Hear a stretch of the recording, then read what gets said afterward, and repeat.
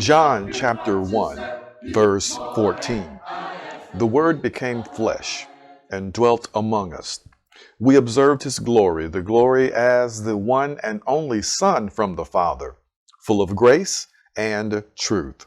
John 1:14 contains a profound truth that is at the heart of the Christian faith. The Word became flesh. In the opening verses of John, we are introduced to the Word, who was with God in the beginning and was, in fact, God himself. This connection takes us back to Genesis 1 and verse 1, linking creation and the Creator. John reveals a mystery. The Word was both with God and was God, showing distinctness and unity simultaneously.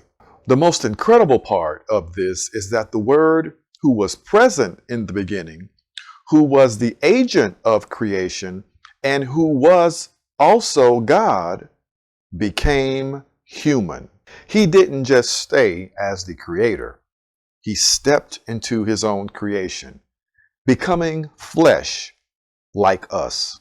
This term, dwelt among us, in its original language means tabernacled among us, drawing from the imagery of the tabernacle in the Hebrew scriptures. Just as God's presence was housed in the tabernacle during Moses' time and then later in the temple in Jerusalem, God himself came down in the person of Jesus to dwell, tabernacle among his people. This incarnation of Jesus is the greatest expression of God filling the world with his presence. The tabernacle and the temple were glimpses of this reality, temporary glimpses.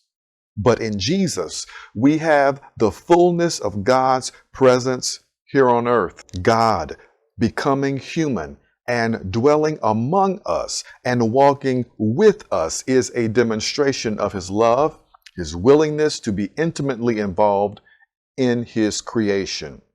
Even today, you and I are privileged to live in the world where the Son of God walked, where his glory was revealed as the one and only Son from the Father, full of grace and truth. May we always remember that God's presence isn't distant or unreachable. He has come near to us through Jesus, and he still desires to dwell among us, filling our lives with his glory.